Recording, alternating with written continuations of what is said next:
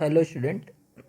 आज हम cyber security में यूनिट 5th पे हैं और जैसे हमने कुछ लॉज पढ़े, जैसे कि हमने आईटी एक्ट पढ़ा और उसके रिगार्डिंग नेक्स्ट हमारा जो टॉपिक था यूनिट 5 में वो है साइबर लॉ इन इंडिया। अब हम देखते हैं कि साइबर लॉ है क्या। तो जैसे मैं सिंपल भाषा में पहले समझा दे रहा हूँ, उसके बाद मैं टॉपिक पे आता हूँ।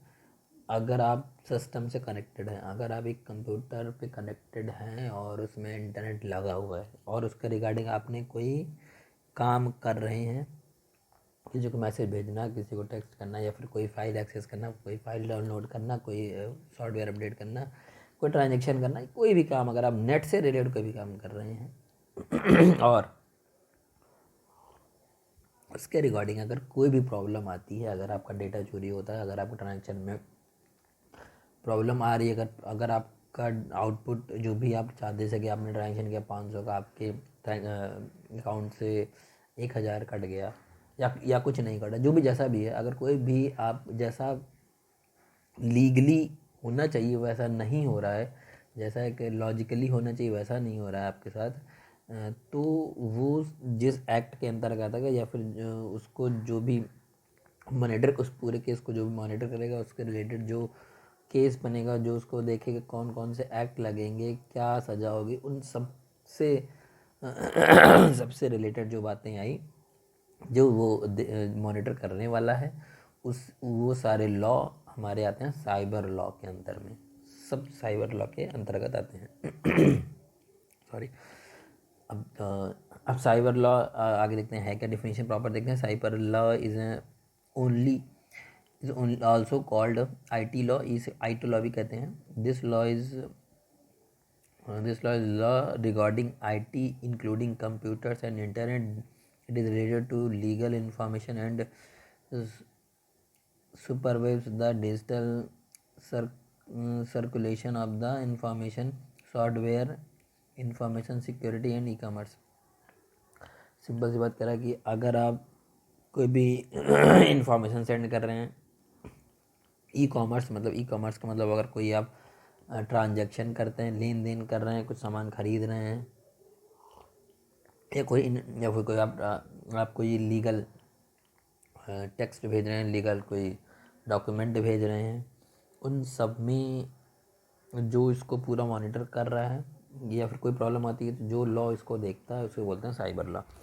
एक प्रॉपर डेफिनेशन जो है according to ministry of electronic है, वो है cyber law yield legal recognition to electronic document and structure to support e-filing and e-commerce transaction and also provide a legal structure to reduce check cyber crimes.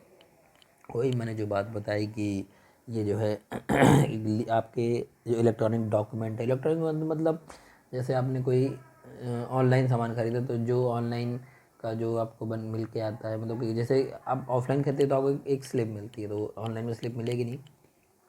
तो जो भी आपको वो document लिख के आता है, वो एक पेपर, मतलब कि जो आपको डॉक्यूमेंट ऑनलाइन मिलता है उसी को हम इलेक्ट्रॉनिक डॉक्यूमेंट बोलते हैं। तो उसके रिकग्निशन के लिए कि वो लीगल है कि नहीं, वो सही है कि नहीं, सही जगह से आ रहा है कि नहीं आ रहा है, वो अथोराइज्ड है कि नहीं है, अथेंटिकेटेड है कि नहीं, ये चीज़ों को चेक करने के लिए साइबर लॉ आया। और इसकी वजह से स्ट्रक्चर टू रिड्यूस, इसकी वजह से हम जो है क्राइम को, साइबर क्राइम को रिड्यूस भी कर सकते हैं। अगर हम बार बार अथेंटिकेट कर रहे हैं, बार बार चीज़ों को देख रहे हैं, तो अभी सी बात है कि ये साइबर लॉ में थोड़ी सी कमी आएगी। नेक्स्ट स्टेप देखते हैं कि area of cyber law.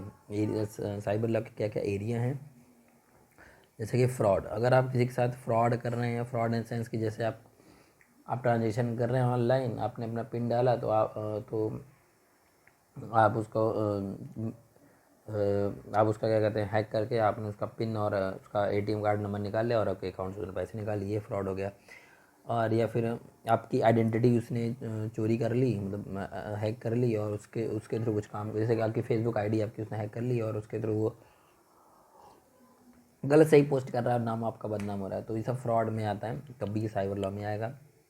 Copyright, अगर आपका कोई पर्सनल डेटा है, अगर कोई पर्सनल क्रिएटिविटी है और उस क्रिएटिविटी का फ़ायदा कोई दूसरा बंदा उठा के वो कमाई कर रहा है, वो कुछ बेनिफिट कर रहा है, तो आप चाहें तो उस पर क्लेम कर सकते हैं और वो भी साइबर लॉ के अंतर्गत आएगा।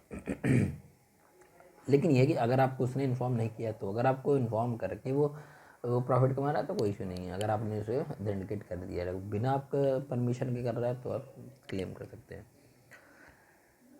डिफेमेशन, ये इसमें अगर आप जैसे कि आपने फेसबुक ऐप चलाते हैं तो आप फेसबुक पे क्या करते हैं, जैसे कि आप क्या करते हैं, किसी अदर पर्सन की पर्सनल रेपुटेशन को अगर आप हार्म पहुंचा रहे हैं, उसको गलत सही बोल रहे हैं, मतलब उसके जैसे मान लीजिए चुनाव के दौरान आप देखते हैं कि एक नेता के जो उनके लोग होते हैं वो दूसरे नेता के लोगों को गलत सही बताते हैं, उनके कामों को गलत सही बताते हैं। सेकंड पार्टी के नेता उनके, जैसे आजकल बिल्कुल कॉमन चल रहा है कांग्रेस और बीजेपी में, उनके कामों को गलत सही बता रहे हैं, तो ये भी जो है वो मोदी को गलत करने में तुले रहते हैं। और बीजेपी के सपोर्टर जो होते हैं वो कांग्रेस में राहुल गांधी को की पर्सनल रेपुटेशन को गिराने की कोशिश करते हैं। तो ये सब चीज़ें भी इसके अंतर्गत आती हैं। हरासमेंट, किसी का अगर आप ऑनलाइन आप किसी को हरास कर रहे हैं, बार बार उसको मैसेज कर रहे हैं, गंदे मैसेज कर रहे हैं, या फिर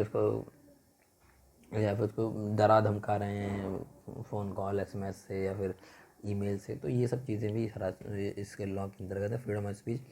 देखिए जैसा सबको पता है कि सबके पास लॉ में फ्रीडम ऑफ स्पीच होती है, लेकिन ऐसा नहीं आप ऑनलाइन आप कुछ भी किसी को बोल दो।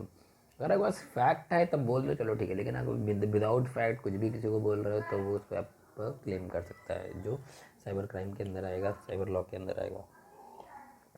ट्रेड सीक्रेट, अगर आपका कोई ट्रेड सीक्रेट,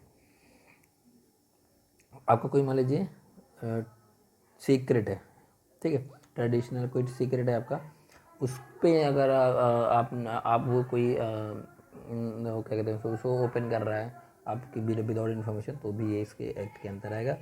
एम्प्लॉयमेंट लॉ, आपको धोखाधड़ी, जैसे आपने बिल्कुल सुना होगा धोखाधड़ी वाला केस की कोई पहले मैं आपको जॉब दिलाऊंगा, मुझे तो पैसे दीजिए, ये सब भी साइबर लॉ के अंतर्गत ही आएगा।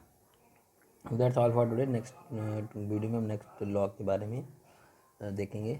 Okay, thank you.